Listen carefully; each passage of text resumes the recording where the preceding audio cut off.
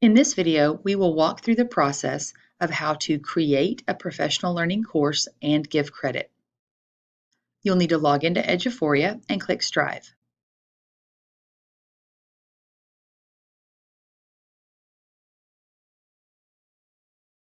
From here, on the left-hand side, you'll click Settings and Workshop Settings.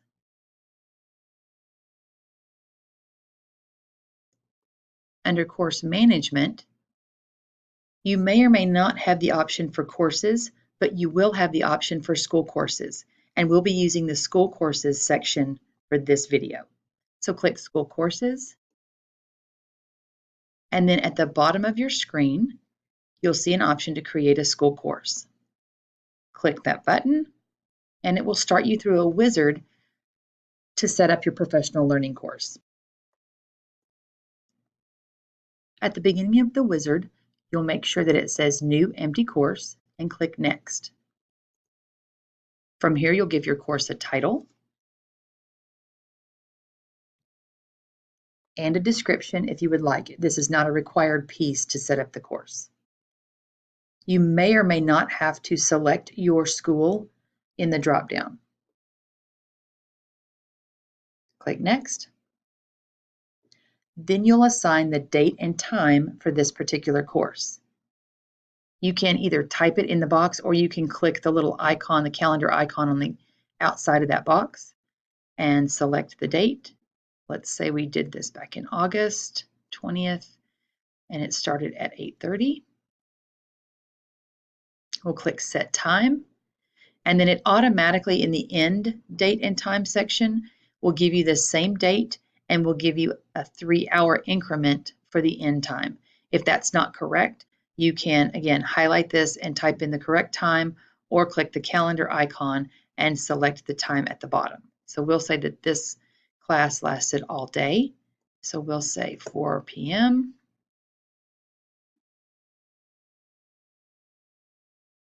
and click Set Time.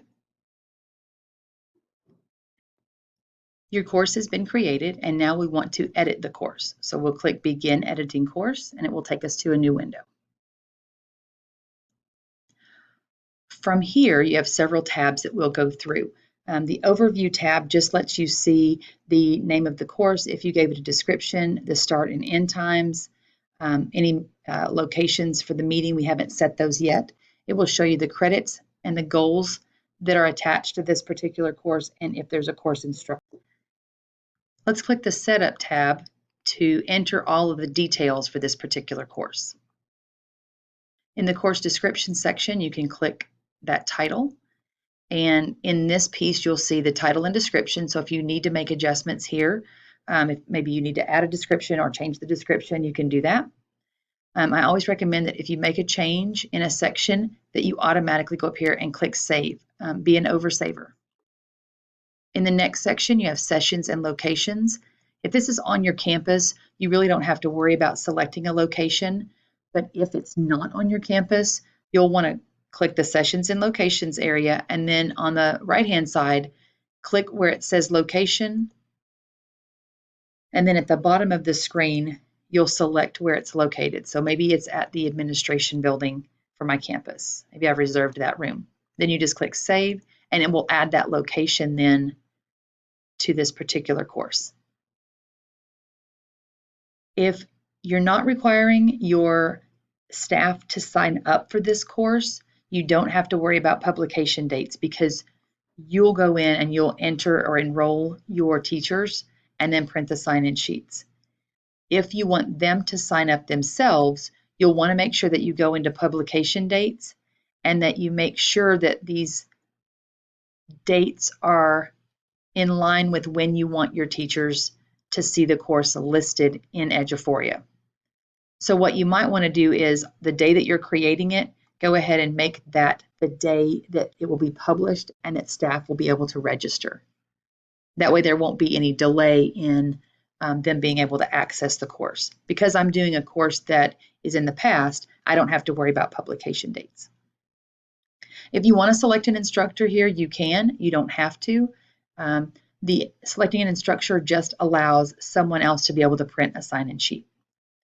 If you're looking through the list and you don't see someone that you think you should see as a course instructor, just email laura.howard@seist.org with that person's name and I'll add them as an instructor. We usually don't have a course survey or course dimensions assigned to a course, so you can skip all of that.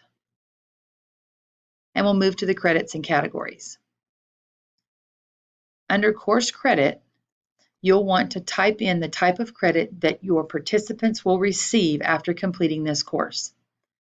So in this instance, the sample course that I created is all day. So that means for a full day, you get 6 credits.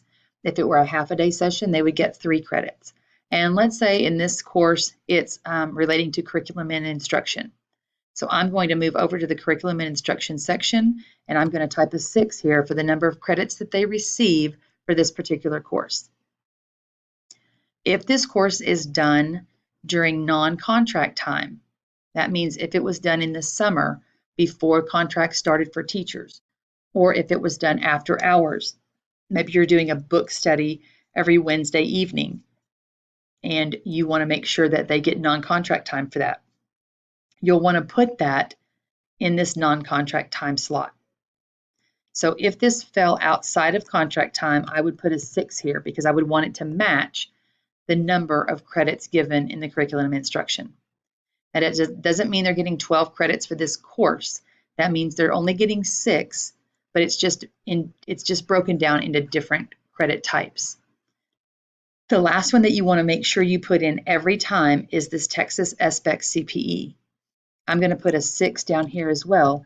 That gives your staff members a running total of the number of credits they've received that go towards their SBEC credit. So when they go in to renew their certification, they'll be able to tell how many credits they've received in each year. So we're going to click Save here. The next tab we'll look at is the Attendees tab. By default, the maximum seating is 22. If you have more than 22 staff members that attend professional learning, you'll need to click this area and change that number to correspond so that you have enough seats for every person that will attend the training. You don't want people to be on the pending list. So you'll want to make sure that you could even put in 100. It doesn't hurt to have too many. And so we'll just type 100 in there. We'll click OK. And now we're going to enroll. A couple of things to think about when you're enrolling your staff members. This icon right here with the green circle with the check mark in the envelope, you can turn off email notifications. So if I don't want my staff members to be notified when they're enrolled in a course, especially if it's a course that's already happened, I want to click that button and put the X there so that they won't get notified. From here, I'm going to click Enroll. And I have the option to type in each staff member's name and select them, or I can click View Groups. From here, I can select the campus and then click Select Group, and it will show every staff member that's on that campus. So from here, I can then exclude certain staff members that didn't attend, or I can leave everyone checked and then click Select. When I do that, it will then enroll all of those staff members in this particular course. Now, I'm not going to enroll all of these staff members in this course. I'll just click Cancel. And I'm just going to add 1 staff member. Click Select, and then they show up in the list. Once I have everyone enrolled, I can then give credit. So I'll click on this little wrench here, and then I'll click Grant All Credit.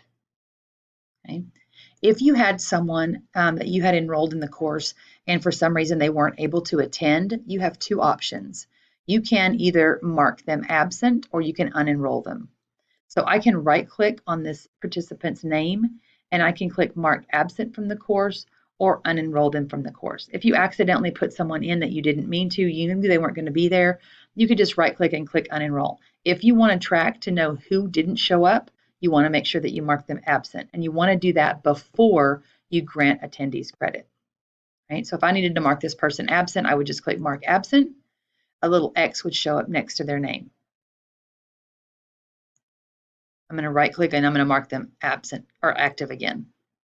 So now I can give them credit. So I'm going to click the wrench, and I do the grant all credit from the wrench because it does everyone at one time. I don't have to right click on them individually and grant them credit. And then I'm just going to click OK to give everyone credit. Now, if you've marked people absent, when you click the wrench and click grant all credit, it will not give those that you've marked absent credit.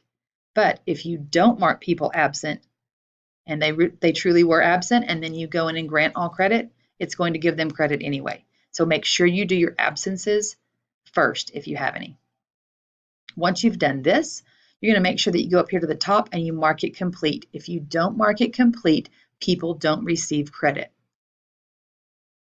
So you click Mark Completed, click OK, and now that course is complete. And you'll notice over here, I put it under Bradford. It's called the sample course. When it has this green check mark next to it, that means that it was entered, people were enrolled, credit was given, and you've marked the course complete.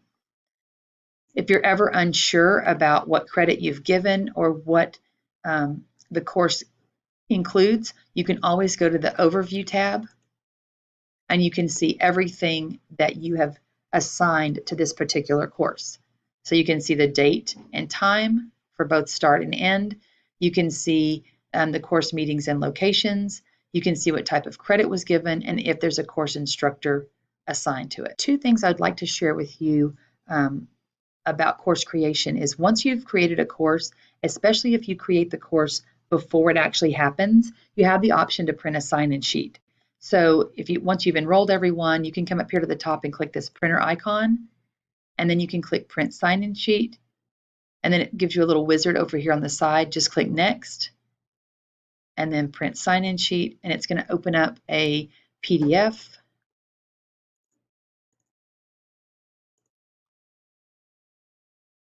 That you can print out so people can sign in. The other option that you have, if you need it, is to email participants. So after everyone's been enrolled in the course, if you need to email them to let them know to bring something with them, to give them an update, additional information, you can click Email Class. It will open up your email, and then you can send them an email. And that is how you create a course and give credit.